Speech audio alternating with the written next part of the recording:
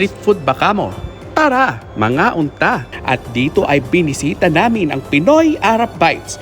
At dahil nga sikat ang kanilang mga street foods, ayan, lalabas na ang gorgeous chef ng PAB.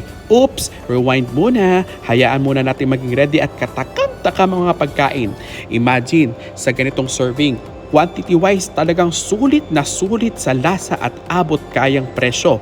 Grabe, templado lahat ng mga pagkain at kahit sauce pa lang, ulam na. Kompleto, kahit mga drinks may pangontra din sa init ng panahon. Kaya masarap isama ang ating mga kapamilya, kabarkada at mga katrabaho.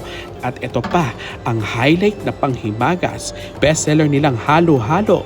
25 dirhams lang. Sulit sa